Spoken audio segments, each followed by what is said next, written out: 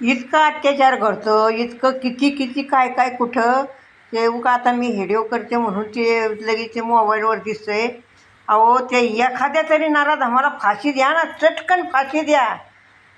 त्याला गुळू गुळू गुळू गुळू गुळू करीत बसताय नुसतं त्याचं असंच आणि त्याचं त्या पोरीचे पार लागतात.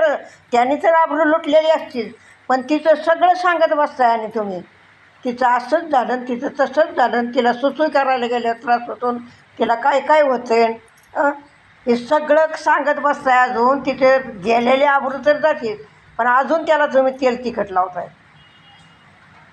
सगळं ते बाजूला ठेवा आणि एखाद्या तरी नराधमाला चटकन फाशी द्या.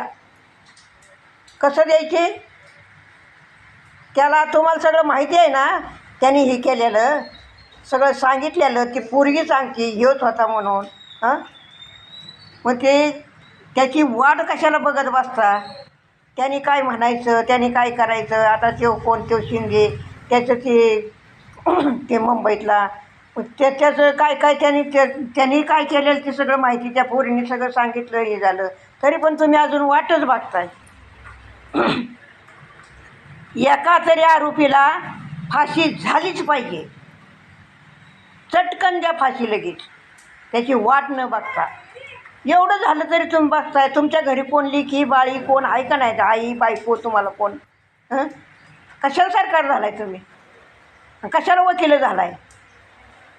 व्हिडिओ बघून काय मला म्हणायचं असेल की म्हणा, पण ते पहिलं आधी ती हे करा.